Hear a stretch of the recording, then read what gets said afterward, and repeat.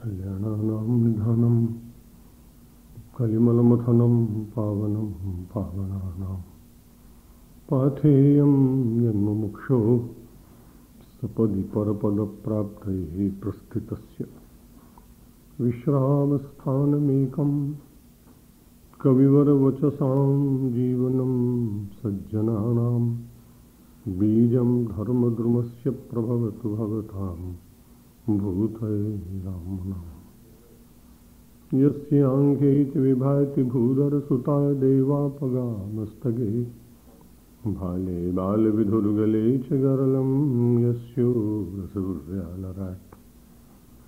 सोऽयं भूतिविभूषणः सुरवरः सर्वाधिपः सर्वदा सर्वः सर्वगतः शिवः शशिनिभः श्रीशङ्करः पातु माम् मूकं करोति वाचालं पङ्गुं लङ्घयते गिरिं यत्कृपातमहं वन्दे परमानन्दमाधवम् वसुदेवसुतं देवं कंसुचाणूरमर्दनं देवकी परमानन्दं कृष्णं वन्दे जगद्गुरुं नमो ब्रह्मण्यदेवाय गोब्राह्मणहिताय च जगद्हिताय कृष्णाय गोविन्दाय नमो नमः। नारायणं नमस्कृत्य नरं चैव नरोत्तमं देवीं सरस्वतीं व्यासं ततो जयमुदीरयेत्। परम सम्मानी बाबूजी, मातृस्वरूपा विदुषी श्री सरला माता जी, चिन्मय मिशन के आदरणीय ब्रह्मचारी जी, संगीत कला मंदिर के आदरणीय श्रीकांत मंत्री जी, अन्य ट्रस्टीगण, बंधुओं और मातृशक्ति, अपने प्रवचन सत्र के द्वितीय दिवस पर प्रातःकाल की वेला में हम सब लोग सत्संग स्वाध्याय की दृष्टि से एकत्र हुए।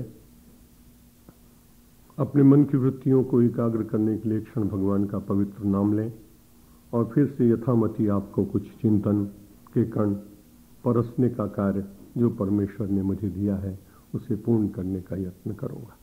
श्री राम जय राम जय जय राम।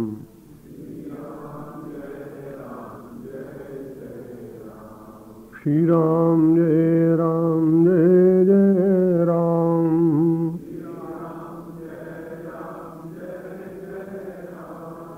श्री राम जय राम जय जय राम।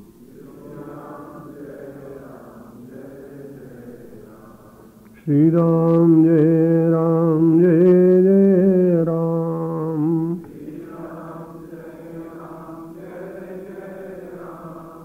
श्री राम जय राम जय जय राम। जय शिव शंकर जय शिव शंकर जय शिव शंकर। कल के प्रवचन प्रसंग में भगवान आदि शंकराचार्य के चिंतन को स्वीकार करते हुए हम सब लोगों ने इस पर विचार किया था कि मनुष्य जन्म प्राप्त करने के बाद आध्यात्मिक उन्नति के मार्ग पर चलने का जो लोग प्रयत्न नहीं कर पाते, वे जीवन की और सभी वस्तुओं को प्राप्त करने के बाद भी एक बहुत परम श्रेष्ठ तत्व से वंचित रहने के कारण कई बार आत्महंता ही होते हैं, सायात्महा। गोस्वामी तुलसीदास जी ने भी ये बात उत्तरकांड में कही और मुझे ऐसा लगता है भगवान आदि शंकराचार्य के श्लोक का मानो अनुवाद ही उन्होंने किया होगा। इस बात को बड़े खुले मन से स्वीकार भी करते हैं कि रामचरितमानस में जो कुछ भी दिया जा रहा है वो केवल तुलसी का चिंतन नहीं, नाना पुराण निगमागम सम्मतम यत रामायणे निगदितम कुचिदन्यतोपि स्वांतः सुखाय तुलसी रघुनाथ गाथा भाषा निबद्ध मत मंजुल मातनोति।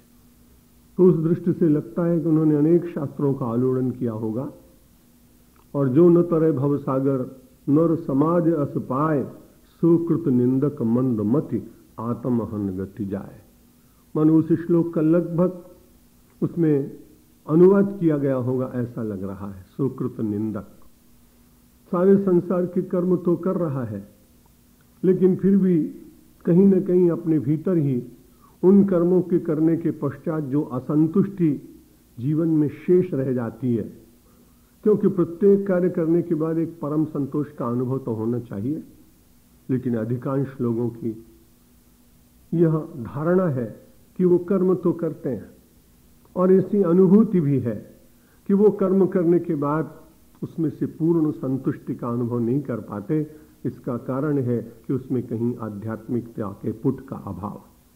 आध्यात्मिकता के पुट से संपुटित कर्म व्यक्ति को, चाहे वो छोटा कर्म हो और चाहे वो बड़ा कर्म हो, चाहे वो फुटपाथ पर बैठकर किसी गरीब व्यक्ति के द्वारा लोगों के जूते को गांठने का काम किया जा रहा हो, और चाहे किसी संपन्न व्यक्ति के द्वारा किसी उद्योग का संचालन करते हुए एक बहुत ही सुंदर कार्यालय में बैठकर और संचालन का कार्य किया जा रहा हो, अथवा किसी सन्यासी के द्वारा किसी सेवा का कार्य संपन्न हो रहा हो, अथवा वो किसी आचार्य, महामंडलेश्वर, साधु, सन्यासी, प्रवाचक, प्रवचनकार बनकर लोगों को आध्यात्मिक संदेश दे रहा हो।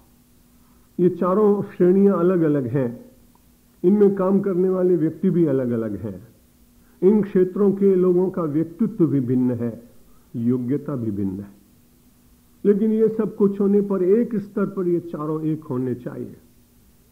जो जूते गांठ रहा है उसको अपने कर्म से संतुष्टि का अनुभव होना चाहिए, और ऐसा हुआ। यदि कर्म को परमेश्वर की अर्चना मानकर इतना छोटा कर्म भी किया जाए तो आपको स्मरण होगा, संभवतः मैंने अपने पूर्व प्रवचन में कभी कहा होगा कि एक बहुत सामान्य सा व्यक्ति जिसको हम रविदास महाराज कहते हैं, वो केवल मोची का ही काम करते थे, लेकिन जूते गांठते समय भी गीत गाते थे, प्रभु जी तुम चंदन हम पानी। और ये गीत गाते गाते इतने तल्लीन हो जाते थे कि मार्ग में जाती हुई राज परिवार में उत्पन्न हुई मीराबाई जब उनकी कर्म की पूजा देखती है तो उस समय उसके मन में विचार जागता है कि ऐसा संतुष्ट व्यक्ति मैंने देखा नहीं। कर्म कितना साधारण, लेकिन संतुष्टि संसार की जो सबसे बड़ी संपत्ति है। संपत्ति प्राप्त होने पर भी यदि व्यक्ति की संतुष्टि उसको नहीं है तो संपत्ति सार्थक तो है, लेकिन परम सार्थक नहीं। यदि व्यक्ति के मन में सेल्फ कॉन्टेंटमेंट नहीं जागता है, आत्म संतोष के क्षणों का विस्तार नहीं होता है, तो लगता है कि उसके जागतिक जितनी भी प्रतिभा या उन्नतियां हैं वे उसके लिए उतनी सार्थक नहीं। विवेक चूड़ामणि अथवा शास्त्रीय चिंतन मुझे और आपको अपने अंतर में उस आत्म संतुष्ट के क्षणों के विकास का संदेश देती। जितना जितना व्यक्ति आत्म संतुष्ट होगा उतना ही आध्यात्मिक है, और जितना जितना असंतुष्ट है, निरंतर अभाव की पीड़ा में ग्रस्त है, तो परमेश्वर के प्रभाव का जब चिंतन नहीं होता तो जागतिक वस्तुओं का अभाव उस व्यक्ति को अधिक ग्रस्त करता है। भगवान आदि शंकराचार्य ने कहा, इसलिए मानव जीवन प्राप्त करने के बाद हम कृत निंदक न हो। जो कुछ कर रहे हैं उसकी स्वयं अपने आप ही बाद में धिक्कार करने की अवस्था है, ये तो उचित बात नहीं। और जैसे भगवान आदि शंकराचार्य ने कहा था, मूढ़ धी, वो बुद्धिमान नहीं है, वो नादान है, बालिश है, अपनी बुद्धि का ठीक प्रयोग नहीं कर रहा है। वही गोस्वामी तुलसीदास ने कहा, सुकृत निंदक मंद मति आत्महन गति जाए, और उसको आत्महत्यारे की गति मिलती है। यह श्रेष्ठ स्थिति जो आध्यात्मिक है, आत्मसंतुष्टि की, सर्वत्र भगवान दर्शन की, सर्वत्र समत्व दर्शन की, ये व्यक्ति को केवल शास्त्रों के अध्ययन से मिल सकेगी ऐसा कहना कठिन है। कल मैं निवेदन कर चुका हूं, श्रुतिदर्शी तो संसार में बहुत लोग हैं, लेकिन श्रुति पारदर्शियों का अभाव है। और जब श्रुति पारदर्शी व्यक्ति होता है तो शास्त्र भी उससे छूट जाते हैं। भिद्यते हृदय ग्रंथि छिद्यन्ते सर्व संशया क्षीयन्ते चास्य कर्माणि तस्मिन् दृष्टे परावरे। उस परमात्मा को पा लेने के बाद या उसके गहरे चिंतन में डूबने के बाद ग्रंथियां खुल जाती हैं, और जितने संशय हैं वे धीरे धीरे नष्ट हो जाते हैं। एक बार एक महापुरुष ने कहा कि ग्रंथियां ही नहीं खुलती हैं। बड़ा अच्छा लगा मुझे उनका चिंतन कि प्रायः संसार में बुद्धिमान लोग ग्रंथों के साथ निरंतर रहते हैं। उस महापुरुष ने कहा कि ग्रंथि ही तो खुलती नहीं है, पर आप सच मानिए कि परमेश्वर के सम्यक ज्ञान होने के बाद ग्रंथ भी छूट जाते हैं। ग्रंथि और ग्रंथ जब तक हमारे साथ हैं तब तक कहीं कुछ अभाव है। मुझे ऐसा लगता है कि प्रथम जो ऋषि हुआ होगा उसके पास तो कोई ग्रंथ नहीं था ना। उनके ग्रंथों की हम व्याख्या करते हैं, लेकिन जिस व्यक्ति ने, जिस महापुरुष ने अपने जीवन की सहज समाधि से इन मंत्रों का, सूत्रों का, उनकी व्याख्याओं का और भाष्यों का प्रणयन किया, वो व्यक्ति तो ग्रंथ निर्माण करके गया, ग्रंथों का आश्रय नहीं लिया। हम सब वहां नहीं पहुंच पाए हैं, इसलिए हमें निश्चित रूप से ग्रंथों का आश्रय लेना चाहिए। लेकिन कोई व्यक्ति केवल ग्रंथ को ही सत्य मानेगा तो बड़ी कठिनाई होगी। हमें पहुंचना है आकाश अगासी पर, हमें पहुंचना है छत के ऊपर। अगासी शब्द गुजराती का है, भूल से बोल गया। तो अगर व्यक्ति को छत पर जाना है तो स्वाभाविक रूप से सोपान स्वीकार करने पड़ेंगे। लेकिन सोपान बहुत संपन्न व्यक्ति हो और उसने अपनी पूरी संपत्ति का उपयोग करने के बाद प्रत्येक सोपान अत्यंत मूल्यवान निर्मित कराया। प्रथम सोपान मानो रजत का हो, द्वितीय सोपान स्वर्ण का हो, तृतीय सोपान रत्न का हो, चौथा मणिमाणिक्य का हो, पांचवा वैदूर्य का हो, और प्रत्येक सोपान अपनी महिमा को लेकर बैठा हुआ है। अब उस सोपान की सुंदरता और उसकी महार्घता को देखकर व्यक्ति किसी सोपान पर ही बैठ रहे तो आप विचार करिए कि लक्ष्य उसका कितना दूर है। सोपान सहायक है लक्ष्य तक पहुंचने के लिए, छत तक पहुंचने के लिए, शिखर तक पहुंचने के लिए, और उससे पूर्व में जितने पड़ाव हैं उनकी महिमा है, क्योंकि उनके बिना भी हम पहुंच नहीं सकते। लेकिन यदि पड़ाव ही साध्य बन जाए, यदि सोपान ही शिखर बन जाए, तो निश्चित रूप से व्यक्ति की यात्रा की वो पराजय का काल है, जहां वो बीच में ही अपने किसी आकर्षण में फंसकर और अपने उस उद्देश्य को विस्मृत कर देता है। इसलिए शास्त्र बहुत ही उन्नत है, श्रेष्ठ है, पूज्य है, महापुरुषों की वाणी है, ऋषियों का अनुभव है। वे जरूर अपने जीवन में कहीं न कहीं मार्गदर्शन प्रकाश देते हैं। लेकिन भगवान आदि शंकराचार्य के वदन्तु शास्त्राणि, उन्होंने कहा सबसे बड़ा स्वार्थ जीवन में क्या है। इतः को यस्ति मूढ़ात्मा यस्तु स्वार्थे प्रमाद्यति दुर्लभम मानुषम देहम प्राप्य तत्रापि पौरुषम। मनुष्य का शरीर प्राप्त किया, पुरुषार्थ करने की शक्ति हुई। लौकिक जगत का जो पुरुषार्थ है वो व्यावहारिक पुरुषार्थ, आध्यात्मिक जगत का जो पुरुषार्थ है वो परम पुरुषार्थ। परम को प्राप्त करने के लिए जो कुछ चिंतन, क्रिया, जप, तप, साधना, उपवास, सत्संग किए जाते हैं वो परम पुरुषार्थ है, क्योंकि उनके लक्ष्य में परम परमात्मा है। सारे संसार का संचालक, सर्व सामर्थ्य पूर्ण उस ब्रह्म की प्राप्ति करने की इच्छा है, इसलिए वो परम पुरुषार्थ। और लौकिक जगत में सफलताएं प्राप्त करने के लिए जो कर्म हो रहा है वो पुरुषार्थ। पुरुषार्थ और परम पुरुषार्थ, इन दोनों का समन्वय मानव के जीवन में होना चाहिए। लौकिक दृष्टि से अभाव में ग्रस्त व्यक्ति आध्यात्मिक जीवन नहीं जी सकता। आपको स्मरण होगा, बड़ी जिज्ञासा लेकर एक व्यक्ति पहुंच गया था कबीर के पास। कबीर दास जी ने उनको कहा कि तुम मेरे उद्यान में काम करो, लेकिन उद्यान में कार्य करते करते मंत्र में तुम्हें बाद में दूंगा, माला में तुम्हें पहले दे रहा हूं। नियम ऐसा होता है, मंत्र पहले देते हैं, माला बाद में मिलती। लेकिन महात्माओं की अपनी प्रणाली, अपना चिंतन, उन्होंने कहा तुम्हें माला मैं पहले देता हूं, मंत्र में तुम्हें बाद में दे दूंगा, तुम उद्यान में काम करो। आश्रम में घंटी बजती, लोग प्रातराश लेते, जलपान करते, भोजन करते। वो अपने को इतना उपेक्षित अनुभव करता कि कोई उसे पूछता ही नहीं। एक दिन बीता, 2 दिन बीत गए, तीसरे दिन भूख की ज्वाला में तड़पता हुआ व्यक्ति वो केवल प्रतीक्षा कर रहा है, लेकिन गुरुदेव ने बुलाया नहीं। जब नहीं बुलाया तो अपने आप ही भोर में उठकर महाराज के पास गया, प्रणाम किया, कहा महाराज मैं वापस जा रहा हूं। क्यों वापस जा रहे हो? उसने कहा वापस जा रहा हूं, बड़ी प्रतीक्षा की लेकिन मुझे वापस जाना पड़ रहा है। क्यों, क्या हुआ? बोले भूखे भजन न होए गोपाला, ये लो अपनी कंठी माला।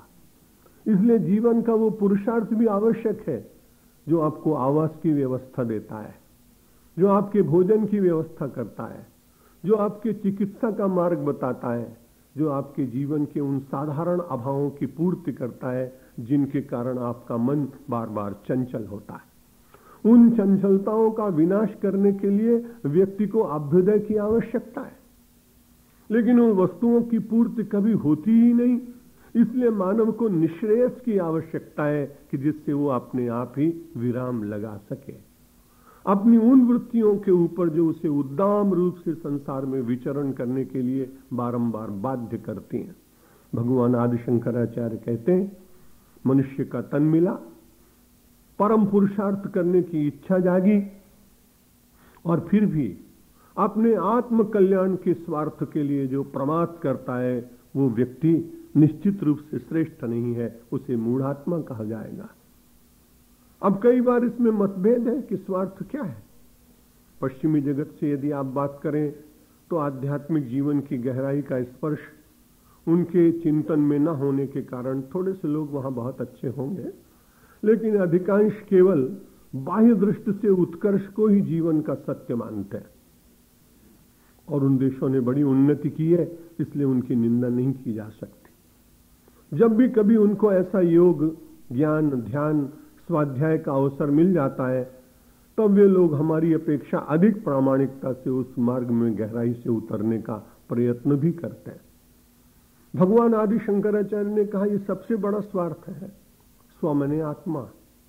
यदि स्व का अर्थ आत्मा न हो तो जो हम सब लोग ग्रंथों का अध्ययन करते हैं तो उसको स्वाध्याय क्यों कहा जाता है? स्वाध्याय का अर्थ ये स्व माने आत्मा। वास्तविक स्व क्या है? जो वस्तु अपने से छूट जाए वो स्व कैसे हो सकती है? जो परतत्व है वो स्वतत्व कैसे बन सकता है? उसमें तो व्यवहार चलाने के लिए उतनी देर तक ही उसे स्व माना जाएगा। लेकिन वास्तविकता ये है कि सारे संसार में सर्वमात्म सुखम, सर्वम परवशम दुखम, सर्वमात्म वशम सुखम। सुख और दुख की परिभाषा बड़ी ही अच्छी किसी विचारक ने एक पंक्ति में की कि जहां जहां आपकी स्ववशता है वहां वहां आप सुखी, और जहां जहां आपकी परवशता है वहीं आप दुखी। और संसार के पदार्थ व्यक्ति को कब परवशता के क्षणों में ले जाते हैं इसे कोई जानता नहीं। इसलिए अंतर में एक ऐसी अद्भुत संपत्ति परमेश्वर ने मुझे और आपको दी, जिसके ऊपर आवरण मैंने और आपने ही प्रमाद के कारण डाल रखे। यदि वो प्रमाद टूटता है तो व्यक्ति अपनी स्व संपत्ति को स्वयं अधिग्रहित तो है ही, लेकिन उसके ऊपर आवरण पड़े होने के कारण वो उसका पूरा अध्यक्ष, वो उसका पूरा अधिपति बनने में अपने को असमर्थ पाता है।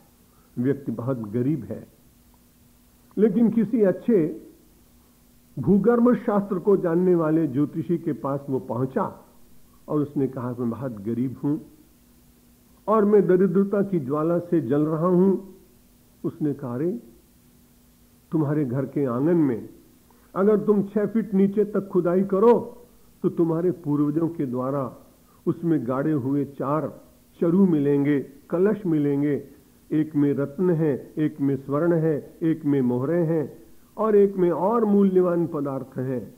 अभी तक तो अपने को दरिद्र मान ही रहा था और दरिद्रता का कष्ट सहन भी कर रहा था, लेकिन किसी अच्छे व्यक्ति ने जिसे पूरी तरह की जानकारी है उन बातों की, उसने अपनी विद्या के द्वारा ज्ञात कर और उसे बताया। रात्रि के एकांत में लोगों को पता न लगे, अपने विश्वस्त लोगों के द्वारा उसने उत्खनन किया और उसे वे कलश मिल गए। एक रात्रि पहले तक तो वो दरिद्र था ही, लेकिन जब उसे वो कलश मिल गए तो अचानक संपन्न हो गया। अज्ञान का आवरण जब तक मेरे और आपके ऊपर पड़ा है तब तक संसार के पदार्थों के बीच में रहते हुए भी सुख और दुख के झूले में झीलने के कारण कई बार हम अपने को अत्यंत विपन्न अनुभव करते हैं। परमात्मा की कृपा से और आपकी अपनी साधना से आवरण हटा तो जैसे उस दरिद्र व्यक्ति को कलश की प्राप्ति हुई और संपन्न हो गया, वैसे ही आपको पर के बीच में जीते जीते स्वा जिस दिन मिल गया उस दिन आपका जीवन धन्य होता है। और इसी स्वा की जानकारी व्यक्ति को अध्यात्म के द्वारा होती है। इतः कोन्वस्ति मूढ़ात्मा यस्तु स्वार्थे प्रमाद्यति दुर्लभम मानुषम देहम प्राप्य तत्रापि पौरुषम।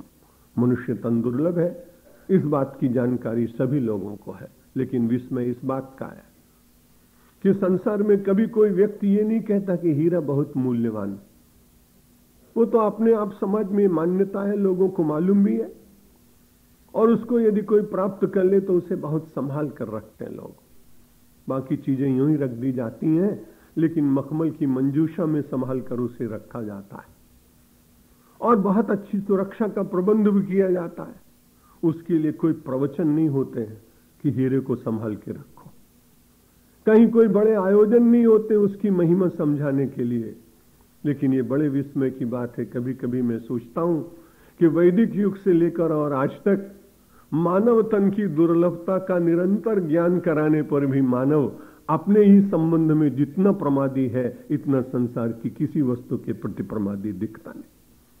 उसके जीवन की इस महिमा का बारंबार शास्त्रों ने स्मरण कराया, लेकिन हम सब काल, परिस्थिति, संस्कार, पूर्व जन्म की प्रवृत्ति, इन सब के कारण अपनी ही महिमा का बहुत बार ज्ञान नहीं कर पाते। और जब अपनी महिमा का ज्ञान नहीं कर पाते तब भगवान आदि शंकराचार्य जैसे निर्भीक महापुरुष कभी पूरे समाज को मूढ़ात्मा कहकर और पुनः सचेत करने का प्रयत्न करते हैं। केवल शास्त्रों के द्वारा ही ज्ञान हो जाएगा ऐसा कहना बहुत कठिन। इसलिए भगवान आदि शंकराचार्य ने कहा, वदन्तु शास्त्राणि यजन्तु देवान् कुर्वन्तु कर्माणि भजन्तु देवता आत्मैक्य बोधेन विना विमुक्तिर न सिद्ध्यति ब्रह्म शतांतरेपि। 100 जन्म बीत जाए, कल्प बीत जाए, तो भी व्यक्ति को सिद्धि नहीं मिलेगी। सिद्धि यहां पर लौकिक सिद्धियां नहीं, सिद्धि का मतलब आत्मज्ञान। सारे संसार में वासुदेव सर्वमिति स महात्मा दुर्लभा, इस दुर्लभ अवस्था की प्राप्ति ये कब होगी? जब मुझको आत्मैक्य बोध होगा। जीव और ब्रह्म के बीच में जो ग्रंथि पड़ गई है, यद्यपि मृषा छूटति कठिन। गोस्वामी तुलसीदास जी महाराज कहते हैं कि है तो मिथ्या, लेकिन मिथ्या होने पर भी इस ग्रंथि को मिटा पाना, तोड़ पाना, उसकी प्रतीति न हो, इस प्रकार की स्थिति प्राप्त करना कोई सरल काम नहीं। कई बार लगता है कि शास्त्र का वाचन करने से निश्चित रूप से लाभ तो होता है, लेकिन परम लाभ नहीं होता है। वदन्तु शास्त्राणि। एक बहुत अच्छे विद्वान कहीं कथा करने गए। कथा करने के बाद अपेक्षा थी कि बहुत सारे अच्छे लोग आते हैं, इसलिए कथाकार अंतिम दिन की प्रतीक्षा करता है। और जब अंतिम दिन की प्रतीक्षा करता है तो कठिनाई क्या हुई कि जितनी उनको अपेक्षा थी संभवतः उसके अनुसार उनको प्राप्ति नहीं हुई। गांव बड़ा छोटा था, इसलिए केवल कुछ लोगों ने रंगीन वस्त्र चढ़ाए और गांव के लोग बहुत विपन्न थे। कथा कराई थी इसलिए आदर किया और उन्होंने कुछ मिष्ठान्न के रूप में उनको बताशे चढ़ा दिए। जब वो चलने लगे तो उन्होंने सोचा कि इतने 6-7 दिन कहीं और लगाता तो अच्छी बात थी। पूरे 6-7 दिन शास्त्र का वर्णन किया गया था, लेकिन उपलब्धि जब लौकिक बहुत कम हुई तो सारी चिंता वही हुई। और अचानक जब ये कम प्राप्त हुआ तो उसके बाद दैव दुर्विपाक से वर्षा बहुत हुई और जो वस्त्र दिए गए थे उनमें से उनका रंग छूटा और उनके अपने रेशमी जो श्वेत वस्त्र थे वे भी खराब हो गए। बड़ी कठिनाई, मिला तो कुछ नहीं, जो प्राप्त था वो भी अभद्र हो गया। और ये बड़ी कठिनाई हुई कि पानी बरसने के कारण वे बताशे भी जल गए। अब उसके बाद शास्त्र तो बहुत पढ़ा गया था, लेकिन पढ़ने के बाद उसके पीछे प्राप्त करने की क्या इच्छा थी। इतने में अचानक एक ऐसा अनुभवी व्यक्ति वृक्ष के नीचे अपनी पर्णकुटीर में आत्मचिंतन करता हुआ, भगवदाराधन करता हुआ, मार्ग में आने जाने वालों को जब वे पिपासु हो तो शीतल जल पिलाने की कर्म करने वाला व्यक्ति मिल गया। कर्म के द्वारा वो सेवा कर रहा है, जल पिला रहा है। एकांतिक क्षणों में वो ध्यान कर रहा है, इसलिए ब्रह्मात्मय के बोध के लिए प्रयत्न कर रहा है। उपासना के द्वारा अपने चित्त की शुद्धि कर रहा है। उस व्यक्ति ने देखा ये व्यक्ति तो अच्छा पंडित है, शास्त्र का ज्ञान इसे हुआ है, कहीं से लौट रहे हैं, वे बड़े मन में असंतुष्ट थे। उन्होंने कहा बैठिए, जल पिलाया। कहा जब आप शास्त्र वाचन करते हैं तो बड़ी अच्छी बात है, पर आपको इतना भी ध्यान तो रखना ही चाहिए कि परमेश्वर का विधान जीव के लिए बड़ा मंगलमय है। जिस परमात्मा की आपने कथा की है वो परमात्मा आपके लिए व्यवस्था करेगा ही, ऐसा मानकर ही आपको शास्त्र का चिंतन और शास्त्र की व्याख्या करनी चाहिए।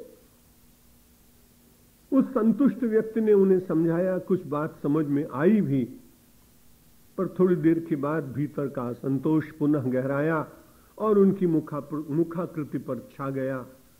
समय बीता और वे अग्रिम यात्रा पर चले। कुछ लोग मिल गए मार्ग में। उन लोगों ने कहा जो कुछ है तो मुझे वापस दो। देते क्या? वे रंगीन कपड़े और वे गले हुए बताशे उन्होंने उनको दे दिए। अब उस समय मन में विचार आया कि सचमुच अगर कभी चांदी के गिलास चढ़े होते और रुपए चढ़े होते और अगर ये लोग मुझे मिल गए होते और तुरंत कहीं मुझे दंड देते तो वो सामान भी चला जाता और चोट भी लगती। तो उस दिन मन में विचार किया कि नहीं, शास्त्र का वाचन करने के बाद जो कुछ घटित होता है और जो कुछ प्राप्त होता है उसमें संतुष्ट रहने में ही जीव का कल्याण है, ऐसा मानकर फिर संतोष मन में जागा। तो ये जन वदंतु शास्त्राणि, शास्त्रों का अध्ययन और शास्त्र का वाचन और शास्त्र की व्याख्या ये बहुत अच्छी बात है, लेकिन उसके बाद में क्या होना चाहिए? यदि मेरे मन में इतने प्रवचन करने के बाद आत्मैक्य बोध का चिंतन न जागे और वो गहरा न हो, वो घनीभूत न हो, तो निश्चित बात है कि वही प्रयत्न ऐसा प्रयत्न होगा जिसको हमारे शास्त्रों ने तुषावघाती प्रयत्न कहा है। धान में से चावल निकाल लिए गए, भूसी बच गई और उसे फेंकते, फैक्ट्री के बाहर ढेर लगा होता है और कोई आदमी जाकर चावल प्राप्त करने के लिए उस भूसी को फिर बार बार कूटने का प्रयत्न करे तो उसमें से चावल नहीं मिलेगा। वैज्ञानिक शोध के द्वारा आजकल उसमें से कुछ निकाला जाता है और उसका प्रयोग ईंटें बनाने के लिए भी लोग करते हैं, लेकिन चावल नहीं मिलेगा। जो प्राप्त करने का प्रयत्न व्यक्ति कर रहा था वो नहीं मिलेगा। शास्त्र मैंने पढ़ा, शास्त्र का वाचन किया, शास्त्र की व्याख्या की, लेकिन यदि हमने ये सब कुछ करने के बाद में आत्मैक्य बोध प्राप्त नहीं किया तो हमारे शास्त्रकार कई बार कहते हैं उस व्यक्ति का वो प्रयत्न तुषावघाती प्रयत्न है, जिसमें जो मिलना चाहिए वो मिल नहीं पाया। और कठिनाई ये है कि जो वस्तु जहां नहीं है वहीं उसे प्राप्त करने का मेरा और आपका प्रयत्न अधिक होता है।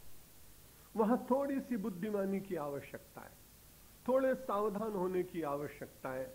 और आप जगत में बड़े सावधान प्रायः संसार के लोग दिखाई पड़ते हैं कि यदि उन लोगों को सब्जी खरीदनी हो तो सब्जी मंडी में जाते हैं, यदि उन्हें आभूषण खरीदने हो तो जौहरी बाजार में जाते हैं, यदि उन्हें कपड़े खरीदने हो तो क्लॉथ मार्केट में जाते हैं। लेकिन ये बड़ी विचित्र बात है कि जब परमात्मा को पाना हो तो पदार्थ के बाजार में ही निरंतर भ्रमण करने का यत्न करते हैं। पदार्थ बुरे नहीं, पदार्थ से जितना मिल सकता है उसकी सीमा पहचाने, और उस सीमा को यदि जान जाएगा व्यक्ति तो उसके बाद अपने आप ही उसकी असमर्थता को स्वयं अनुभव करने के बाद जो सामर्थ्य जहां है उस सामर्थ्य को पाने का प्रयत्न उसी स्थान से करेगा और निश्चित रूप से उसके परिणाम उसके लिए मंगलकारी होंगे और उसके चित्त को आह्लादकारी होंगे। वदंतु शास्त्राणि यजंतु देवान, देवताओं की भी पूजा करे, बड़ी अच्छी बात। विनोद की बात है, बहुत देवताओं की पूजा एक व्यक्ति कर चुका था। बहुत दिन हो गए थे किराए के मकान में रहते रहते। उसने सोचा किसी ऐसे देवता से मांगे जो तुरंत फल दे। वो बेचारा सबके पास पहुंचते पहुंचते एक तांत्रिक के पास पहुंच गया।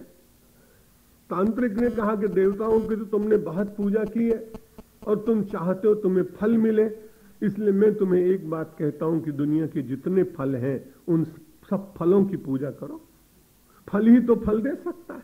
बात समझ में आ गई। बाजार में गया बेचारा, तो बेर से लेकर और सबसे बड़ा फल तरबूज माना जाता है। सबकी पूजा रोज करता। कुछ समय निर्धारित किया था उसने कि इतने दिनों में किसी फल में स्पंदन होगा और जिस फल में स्पंदन हो उसी से मांग लेना। कई दिन तक पूजा करता करता करता एक दिन उसने देखा कि तरबूज हिलने लगा। जब तरबूज हिला, आवाज आई कि क्यों तुम मुझे इतना पूजन करते रहे हो। उसने कहा मुझे तो एक भवन की आवश्यकता है, इसलिए मैं तुमसे भवन मांगता हूं। जो भी कोई देवता रहा होगा उसने कहा, अरे पागल, यदि भवन मेरे पास होता तो मैं तरबूज में ही क्यों रहता, मैं भी भवन में रहता ना। तो कई बार व्यक्ति की फलाकांक्षा, जहां जो कुछ है ही नहीं, मिल ही नहीं सकता। कई प्रकार इस प्रकार से देवताओं की आराधना में हम सब लग जाते हैं। इसलिए भगवान आदि शंकराचार्य ने कहा, वदन्तु शास्त्राणि, शास्त्रों का खूब वाचन कर लीजिए। यजन्तु देवता, यजन्तु देवान, देवताओं का खूब आराधन करिए। लेकिन जब तक सकामता रहेगी तब तक कई बार सकाम कर्म पूर्ण भी होता है,